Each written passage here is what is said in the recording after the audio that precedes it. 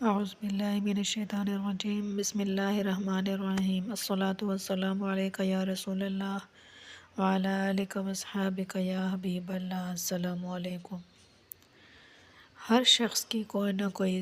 خواہشات ہوتی ہیں، حاجات ہوتی ہیں،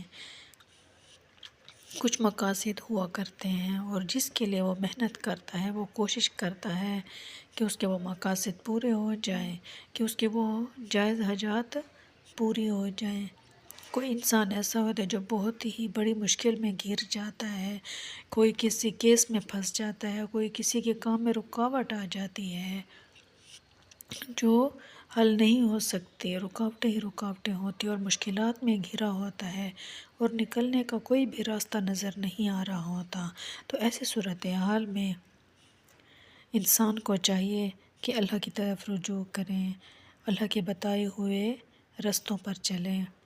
انسان اپنے مقصد کو پورا کرنے کے لیے مشورے بھی کرتا ہے اور کوشش بھی کرتا ہے، اور کوشش کرنی بھی چاہیے، کیونکہ کوشش کامیابی کی ایک کنجی ہے۔ انشاءاللہ ایک ایسا وظیفہ جو آپ کو ان مشکلات سے نکالے گا، جو آپ کی ان کاموں میں جو رکاوٹ ہے وہ دور کرے گا، اور مشکلات پہاڑ جتنی مشکل ہی کیوں نہ ہوں، آپ کی وہ مشکلات حل ہو جائیں گی اور آپ کا جائز مقصد پورا ہوگا، اور آپ کی دعا بھی اللہ تعالیٰ قبول فرمائے گا۔ حدیث شریف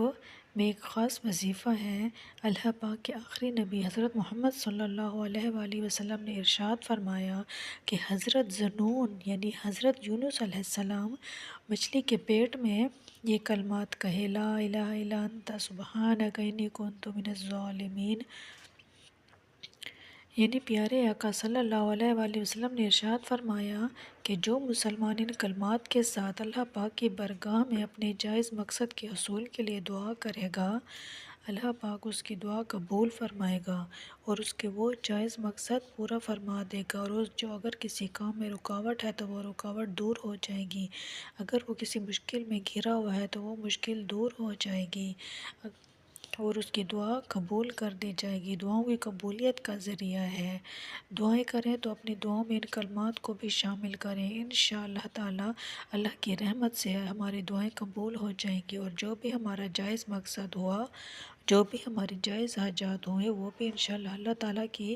رحمت سے اس وظیفے کی برکت سے پوری ہوتی چلی جائیں گی۔ اگر آپ چاہتے ہیں کہ آپ کی تمام مشکلات دور ہوں تو آپ روزانہ اول و آخر 7 مرتبہ درود ابراہیمی پڑھ کے آپ یہ وظیفہ 313 مرتبہ پڑھیں، لا الہ الا انت سبحانک انی کنت من الظالمین۔ اگر کوئی اسے 1,00,000 مرتبہ پڑھنا چاہتا ہے، جیسے کوئی بہت بڑی پریشانی ہے، جیسے کوئی کیس میں پھنسا ہوا ہے،